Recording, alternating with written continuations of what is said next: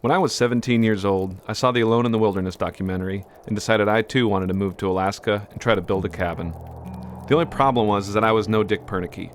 I was just a kid living in the suburbs with absolutely no building experience.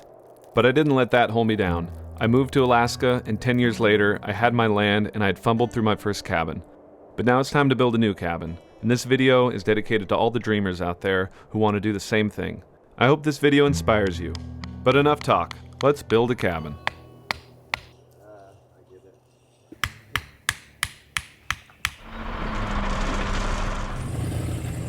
This would be a small cabin, a 10 by 12 with a 4-foot porch. It'll serve as a bunkhouse when visitors come out to stay, and a nice place to record music too.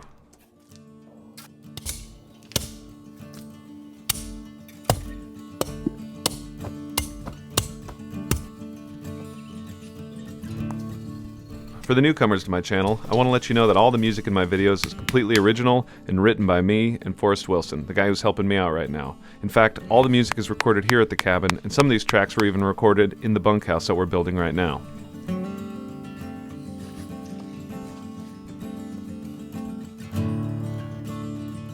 I decided to use pier blocks instead of sonotubes. No need to drill into the ground when it's such a small cabin. And the adjustable brackets on the top of the pier blocks make it easy to level things out after you've got the foundation in.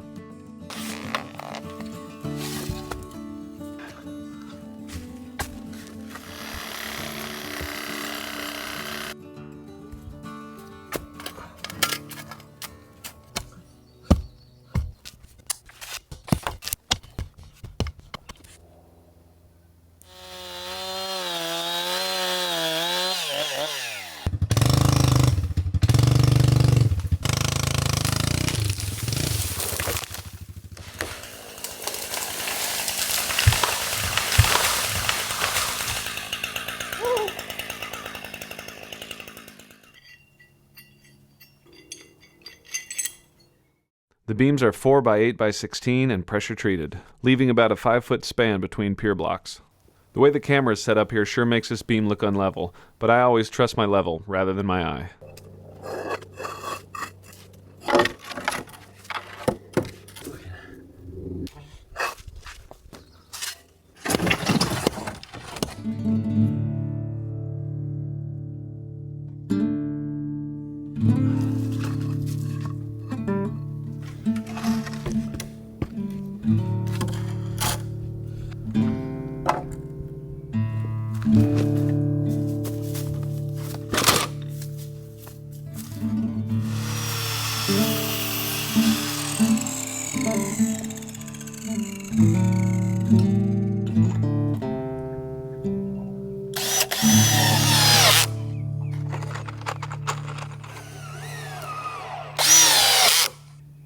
Next up was the floor joists. For this I used 2x6 and again pressure treated. Technically you don't need pressure treated lumber for floor joists, but I figured with all the extra moisture coming up off the ground, this would be well worth the investment.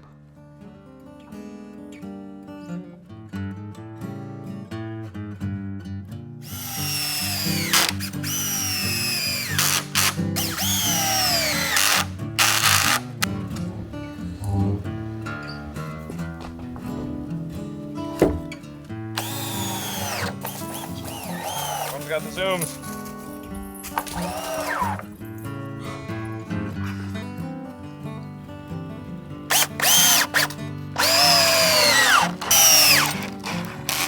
I'm sure some of you will notice that the edge of the walls actually overhang the end of the beams. This is called cantilever, and a little bit of cantilever is allowed as long as it doesn't exceed the width of the joist that you have spanning it. So this is a 5.5 inch joist, so I had 5.5 inches of overhang on the beams.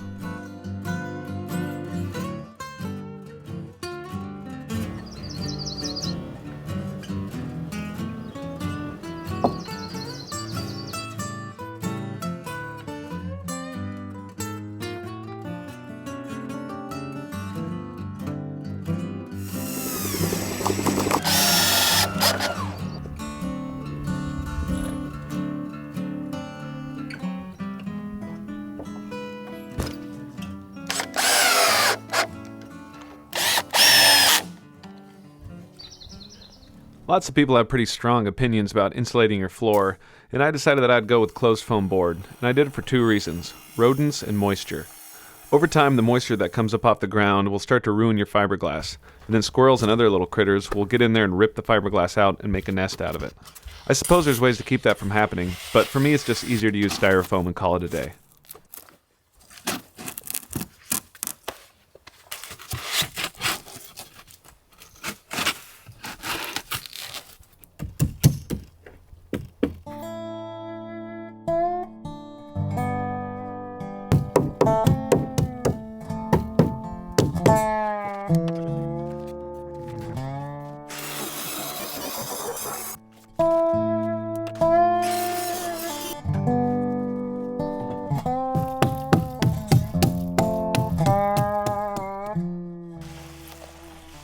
After the insulation was in, I put a layer of Reflectix bubble wrap over the top of everything. This can help keep thermal bridging down, which is the cold air moving through the studs and into your floor. It also helps add an air barrier and just a little bit more insulation.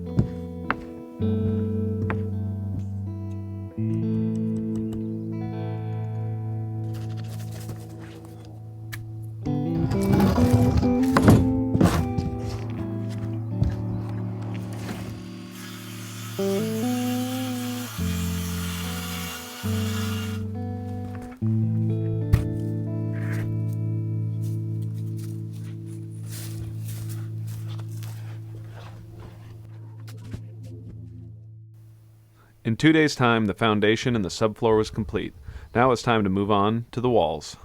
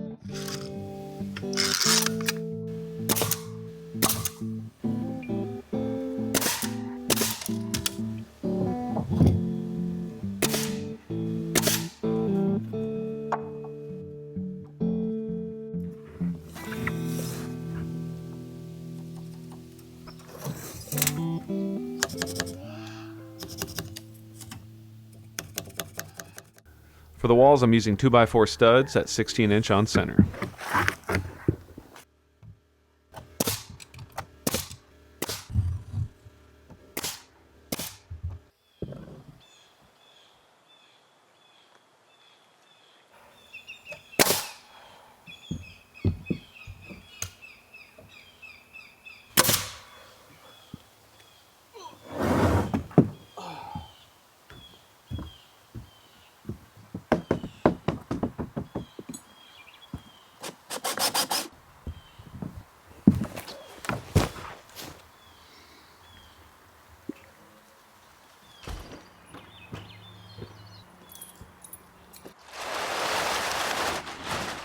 My cabin is completely off-grid, which to me means that you live off of any sort of utilities grid, including electricity.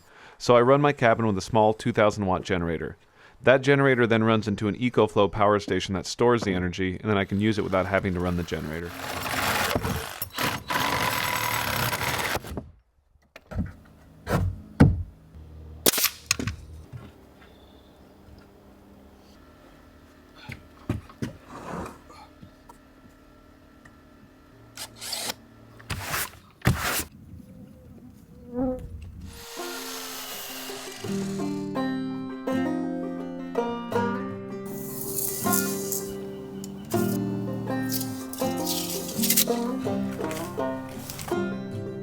I don't know how other people do it, but I always make sure to have my doors and windows bought before I start framing. That way I know exactly how big to make my rough openings. A lot of materials are nice to just buy new and not have to worry about it, but windows and doors are one thing I will always get used just because they're so much cheaper than buying them new.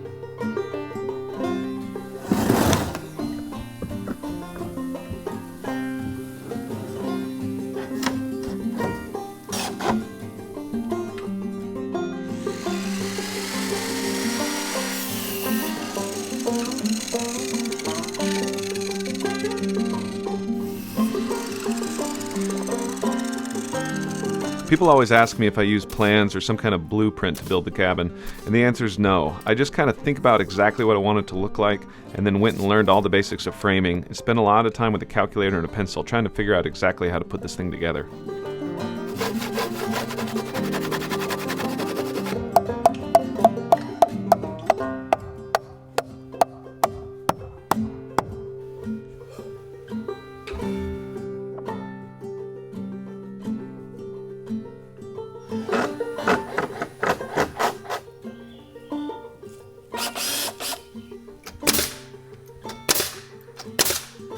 Nice.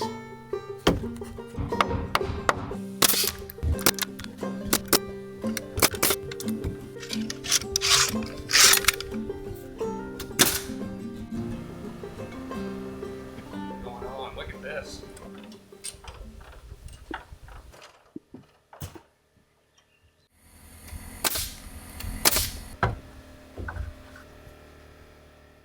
I've been pretty fortunate to have a couple of friends come and help me out for a lot of these steps, but the sheathing is one that you really need an extra set of hands to help you hold the plywood up while you tack it in.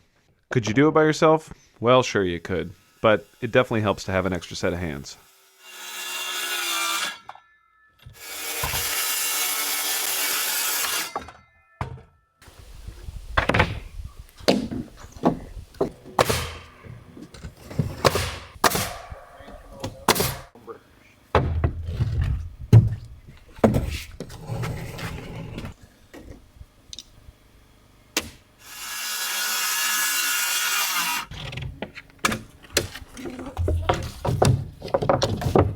Good? Yep.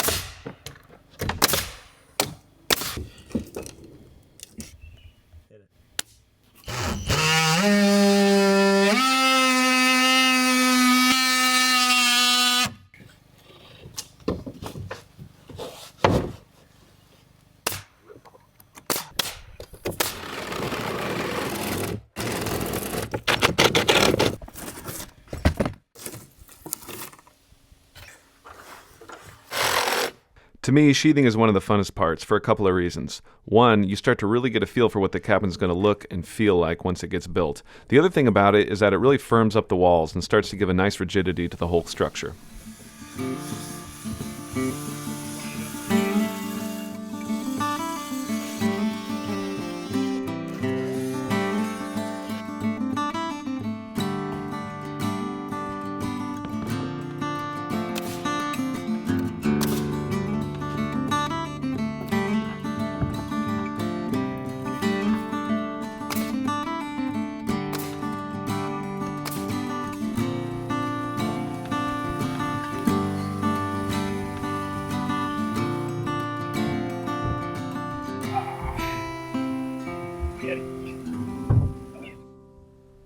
I wanted this cabin to have vaulted ceilings. It makes the inside much bigger, and it just feels cabin-esque.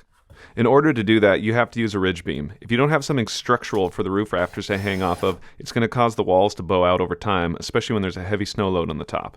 This beam is a 4x10 at 16-foot length. I spent a lot of time worrying about how I was going to get it up there, especially doing most of this by myself. But lucky for me, the guys happened to be here the day that it needed to go up.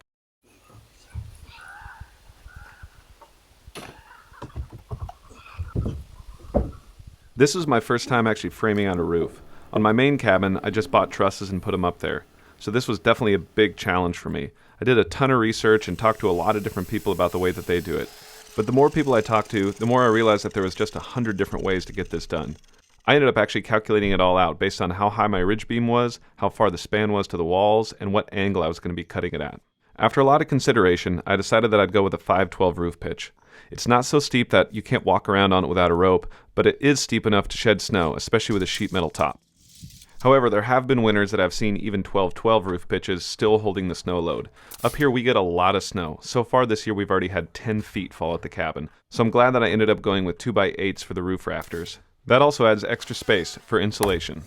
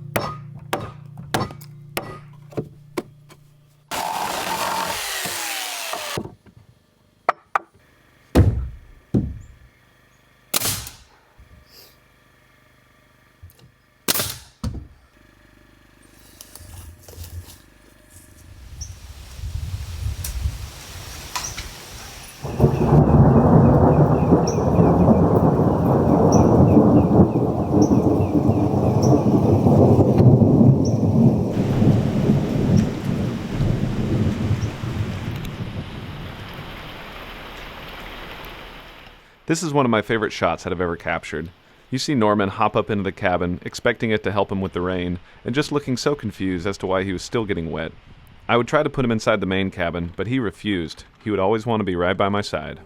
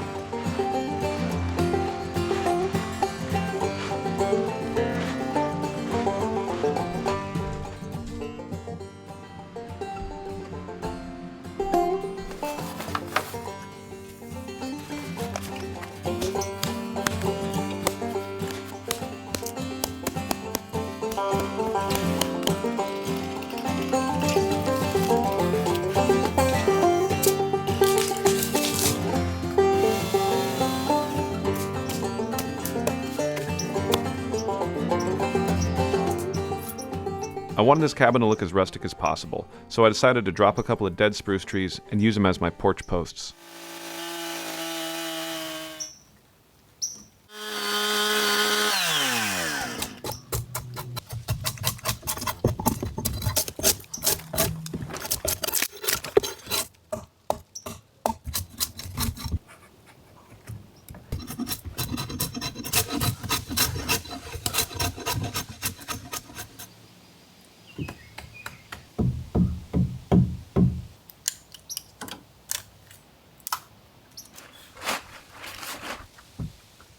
Now that the overhang supports were done, I could finally put in the last couple of rafters and be done with the roof framing.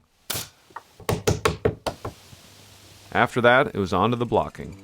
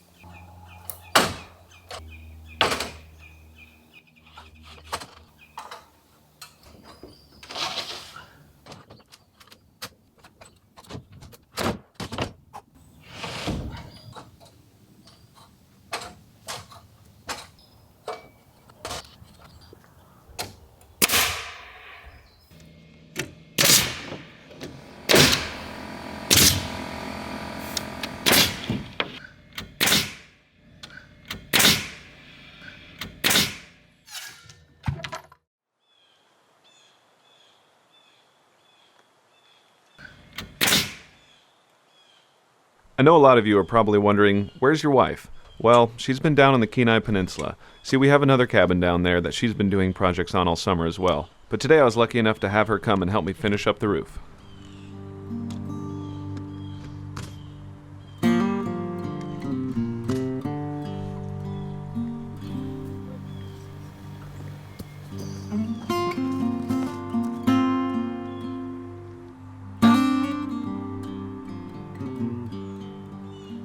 A layer of tar paper on top of your roof decking can go a long way in keeping the water out.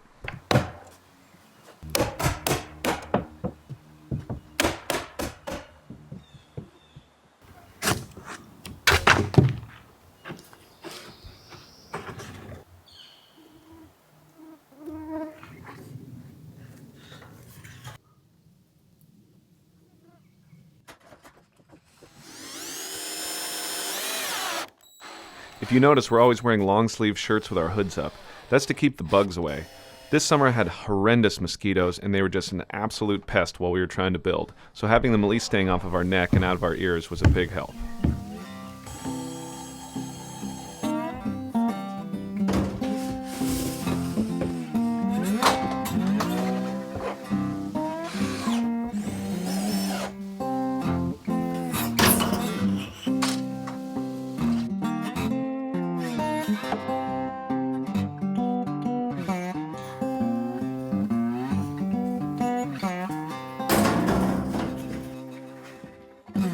I absolutely hate cutting sheet metal, so I made sure to design my roof and overhang so that it was the right length to just put an 8-foot piece up there and be done.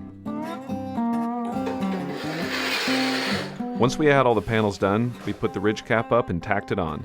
It was a huge weight off my shoulders to have that roof finished. Having the cabin weather tight really buys you some time, and you can relax and not worry about the water getting in and ruining your framing.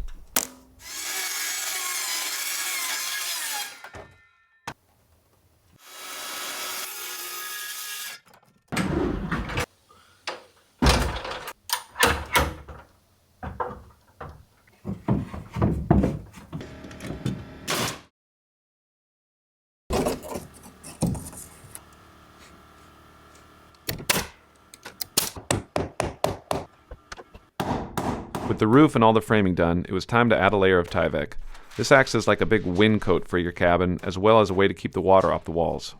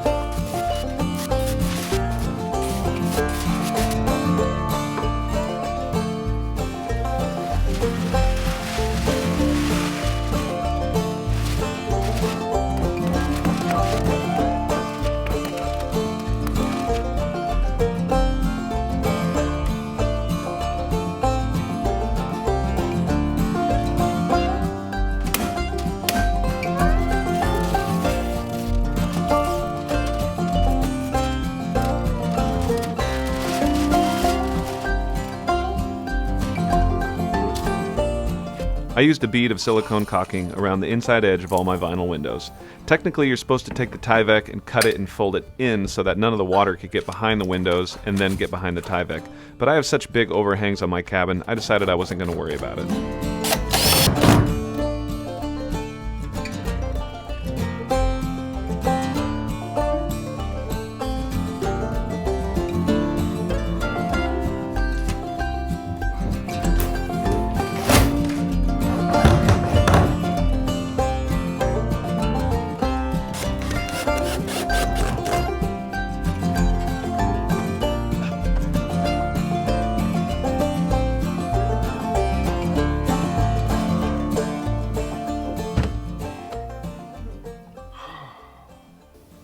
Framed it too short. That's gonna suck. Yeah, I screwed up pretty good on this one. I didn't take into account the subfloor width when I framed out the door. A lot of people have asked, why didn't you just cut off the bottom of the door? Well, the problem is that the door is inside of what's called a jamb, which is the frame that holds the door. And you can't just cut the bottom of that off. Not without taking the whole thing apart and then somehow restapling it back together. That would have been a huge pain in the butt. Speaking of pains in the butt, putting in this triple pane 4x4 window all by myself turned out to be the biggest pain in the butt in the entire cabin build.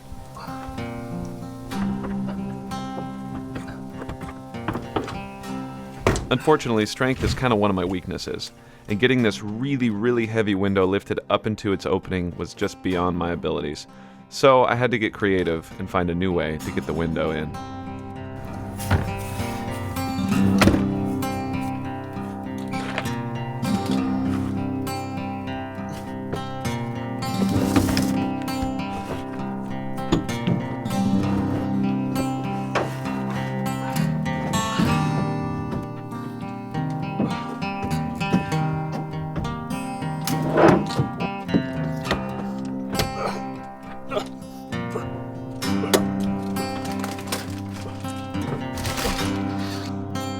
Building cabins is all about problem solving, and this was a problem I was happy to have solved.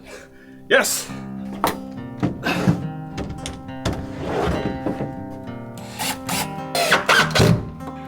All right.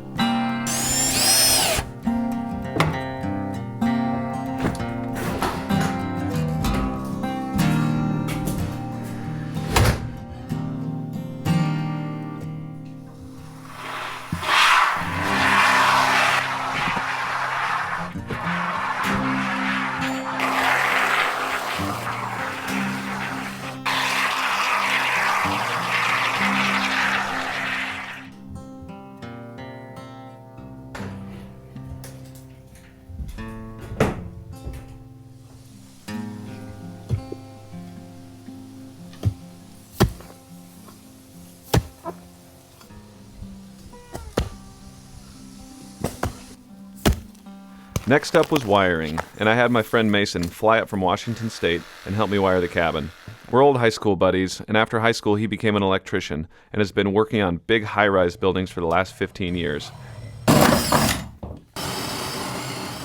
I wanted the new bunkhouse to be tied into the main cabin's electricity system. That way I could power it all from a single source. So we dug a 60-foot trench and ran a piece of Romex from the breaker box on my old cabin over to the new bunkhouse. That way I can just switch the lights on and off from the little cabin inside my main one.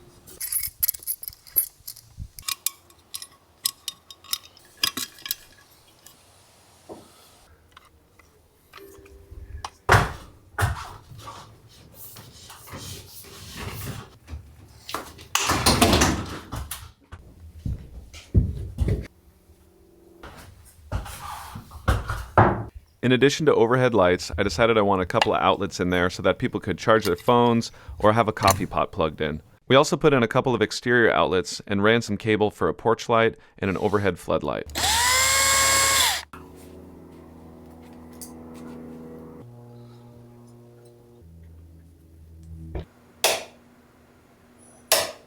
One? Oh.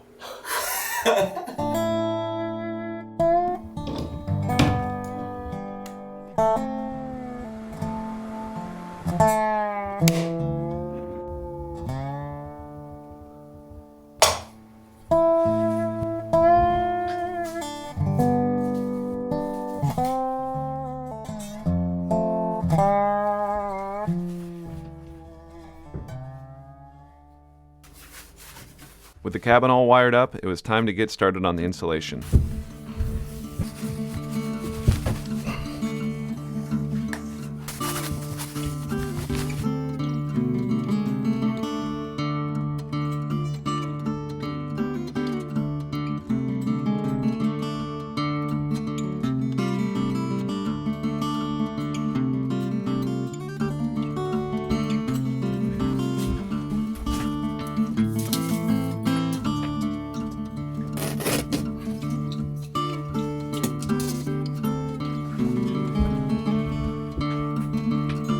Make sure to put some kind of screening above your blocking so that you don't get critters trying to crawl up into your roof.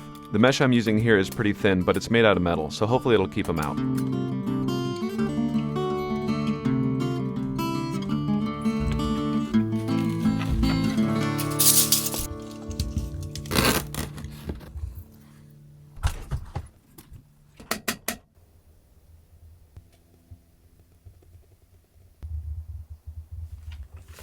I used fiberglass insulation, R15 for the walls and R21 for the ceiling. Even though my roof rafters are 2x8 and could hold a little bit thicker insulation, I decided to undersize it just a little bit. That way I have some airflow up over top of the insulation without having to install baffles. Last week it got down to -40 out here at the cabin, and this little bunkhouse stayed nice and warm. If this was to be a more full-time cabin, I probably would have gone with 2x6 walls and trusses. That way I can get a lot more insulation in. Just like I did on my main cabin, 2x6 walls and trusses with R21 in the walls and R38 in the ceiling.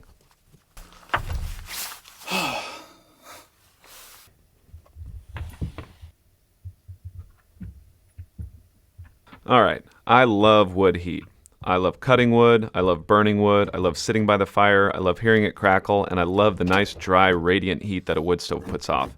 But for this tiny little cabin, I decided to go with a vented propane heater, and I did it for a couple reasons. The first one being that a propane heater has a much smaller footprint than a wood stove, and in this tiny cabin, every inch counts. The other thing was that I didn't want to have guests worrying about running a wood stove. And let's be honest, not everyone is too good with a wood stove, and the chance of burning this little place down is a lot lower if they just have a propane heater to flip on when they're there. I found this little 10,000 BTU Empire heater for a pretty good price used, and what's nice about it is that it doesn't require any electricity to run, so that way if the power's out, the heat stays on. A lot of folks think that propane heaters put off too much moisture, but that's only if they're not vented. Vented ones put off nice dry heat.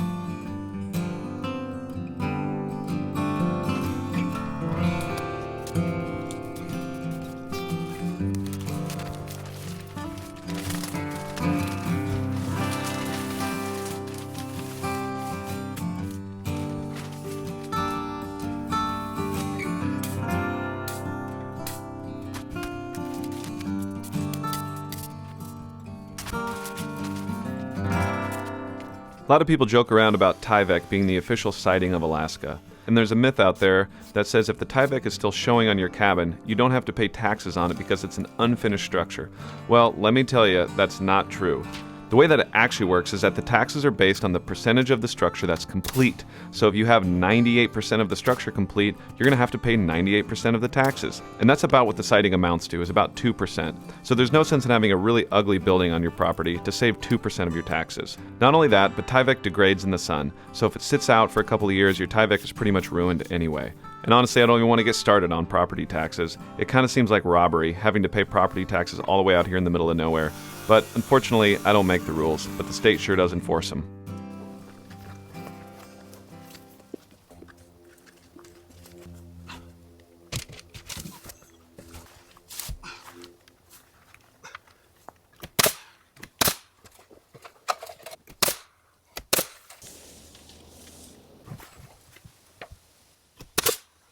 I was able to score a lot of rough cut lumber from a local sawmill, and at a pretty good price too. It's what I used on my big cabin and all the other outbuildings on the property. Not only does it make great siding, but having a stash of this stuff is really nice. I've used it for many projects. I built stairs, I used it to finish my woodshed, lots of other little things, so I recommend having this stuff on hand.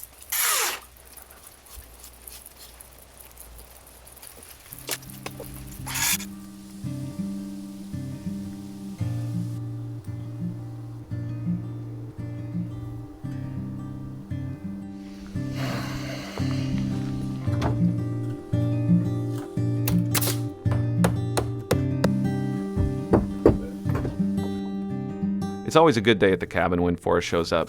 He's been a great help for this entire cabin build, and we have a lot of fun talking and picking tunes. We even got a chance to record a couple of songs after we were done working.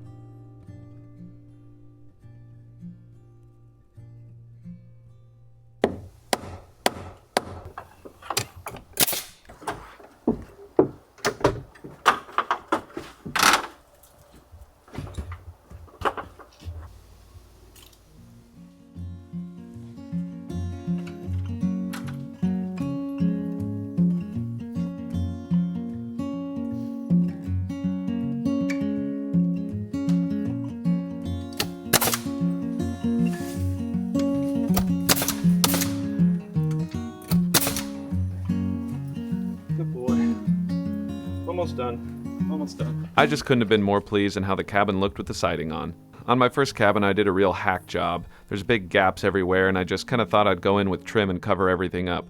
But now I take my time, get the cuts right, and there's no trim needed.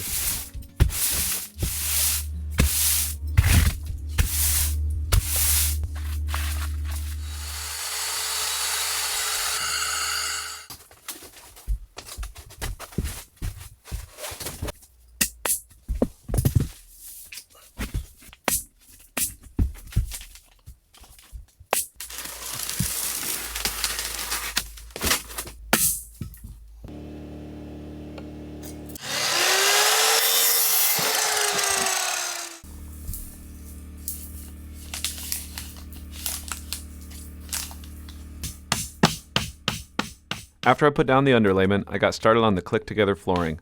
I would have loved to use real hardwoods, but I don't have the budget or the skills for it. A pretty cool trick I figured out is that a lot of big box stores will sell you this stuff for a lot cheaper if the boxes that the stuff comes in is ripped open. I got pretty lucky, and somebody with a forklift had accidentally ripped open 4 or 5 boxes of this stuff, so I got it for next to nothing.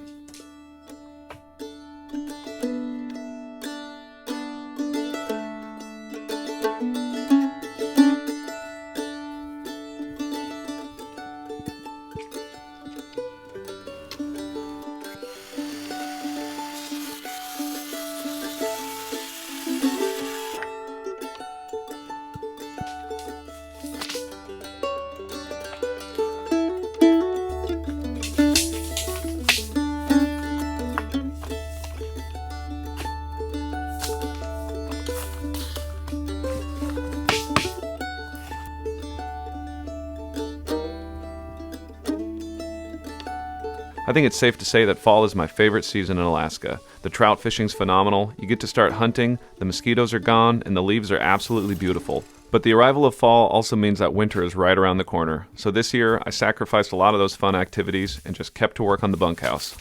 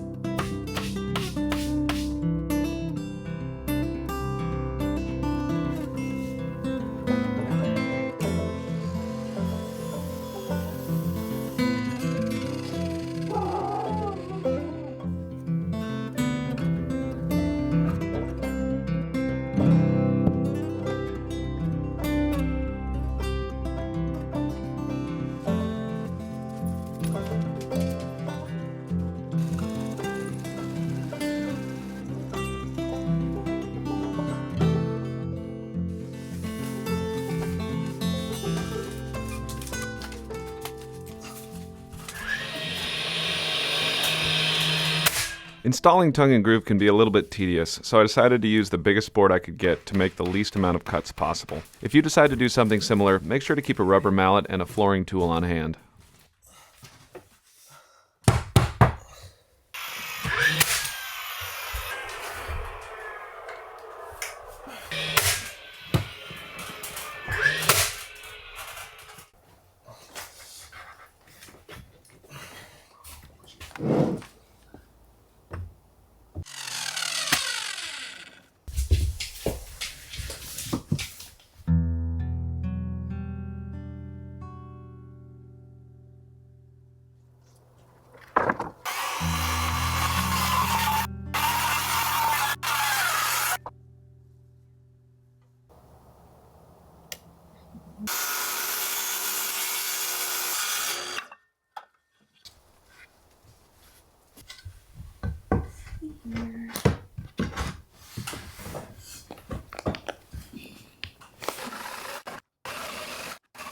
Over the years, I've acquired a lot of neat little tools.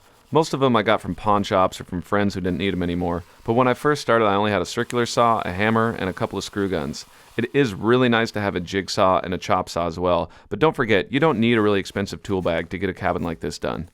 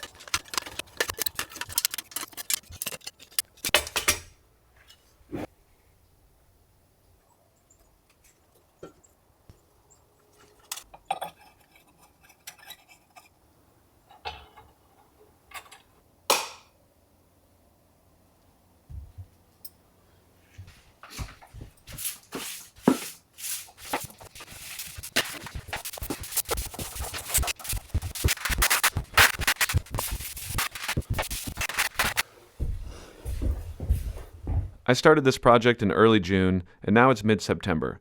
So it took me about 3.5 months to get to this point, but keep in mind I was doing a lot of other things too. I built a new woodshed, cut a few cords of firewood, did some fishing, and a lot of major improvements on my other cabin.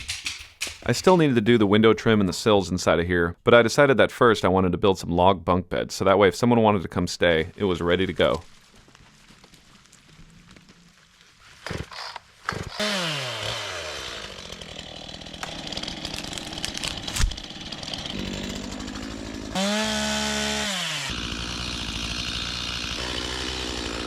A standard twin bed is 38 inches wide, which would have taken up way too much room in this cabin. So I did a little reading in Dick Proennekes' book and found that he built his bunks at 28 inches wide. That seemed a little too narrow for me, so I decided to go with 30 inches.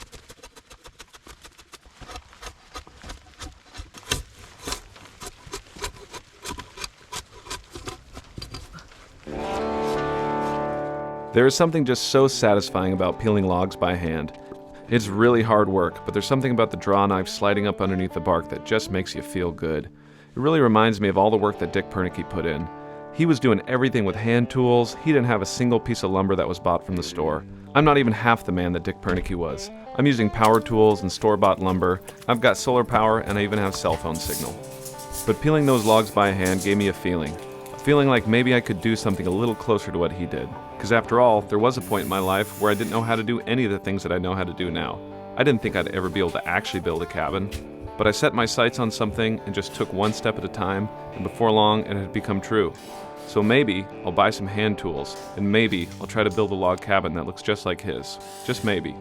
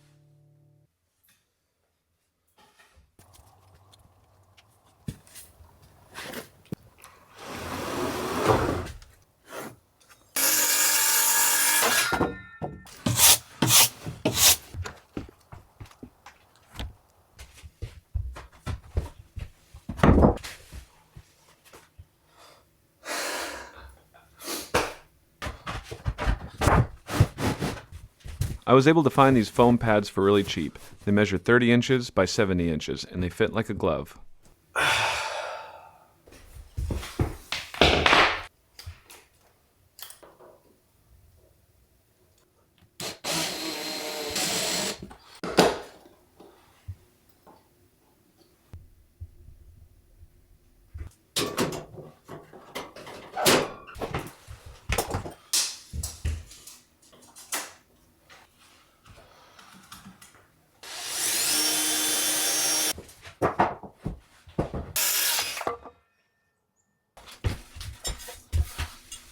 Another reason I wanted cathedral ceilings was so that I could do bunk beds without having the person on the top feeling cramped up against the ceiling. Since I had that extra room, I decided to make the distance between the lower bed and the upper bed quite a bit more spacious too. I ended up doing about 40 inches, I think, which made it nice so that you can sit all the way up in the lower bunk without hitting your head.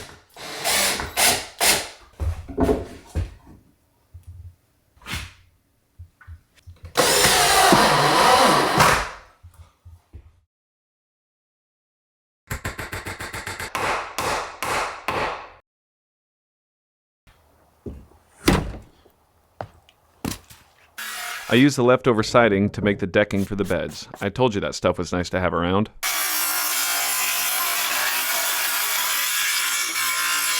Tying the bunks into the back wall rather than using posts really saved me a lot of space in there, but it also made it really firm. When the person in the upper bunk is rolling around, the person down below doesn't feel it at all.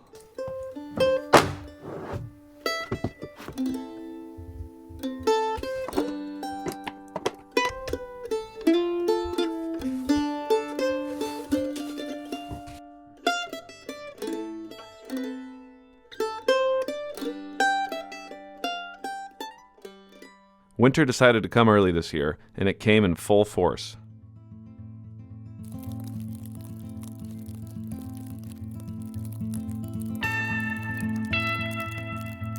The temperatures plummeted and the snow stacked up. But this bunkhouse wasn't finished yet, so neither was I.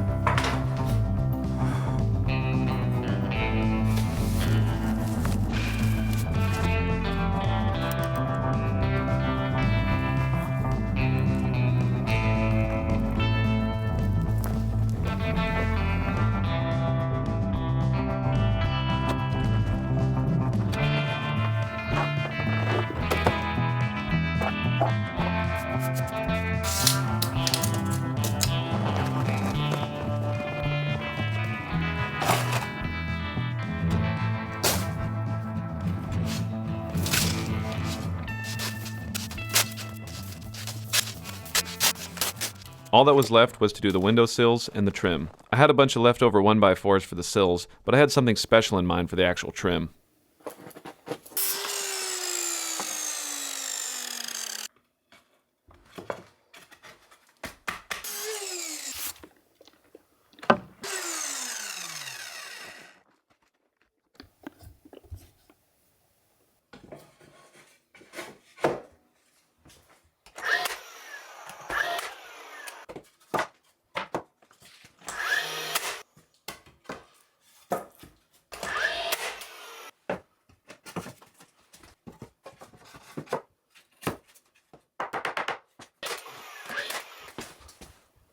Yet again, my leftover spruce siding saved the day.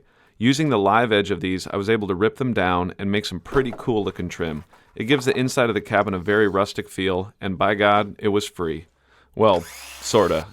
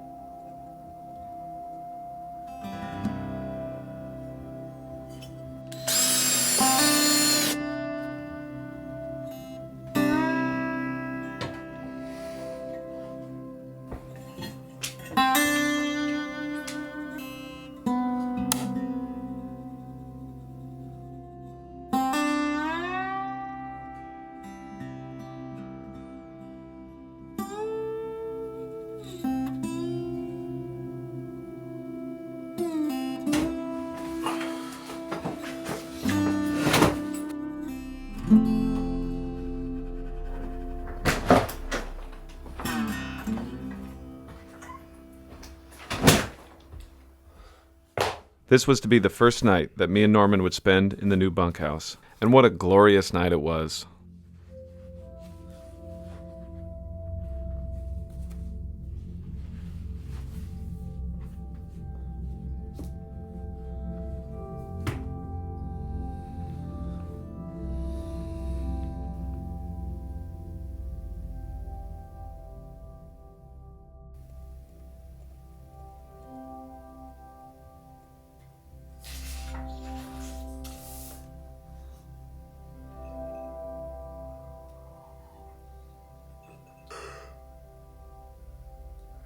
I realized after spending the last 4 months building this thing, what a shame it is that I don't even get to use it. So I figured I'd spend the night in here, make sure that the bunks were comfortable, that the heater worked, that everything felt like it should. At least that's what I told myself. But in reality, I just wanted to lay there in that bunk, look up at that ceiling, and say to myself, yep, I built this thing. So just remember, I started this journey with nothing. No money, no tools, no building experience. And here I am today, sleeping in a cabin that I built with my own hands. So if I can do it, you can too. We only get one shot at this life, and it's never too late to be the things that you might have been. Because life isn't about discovering who you are, it's about inventing who you want to become. Thank you so much to all my viewers and everyone who's helped me along the way. I'll see you guys on the next episode of Alaska Cabin Adventures.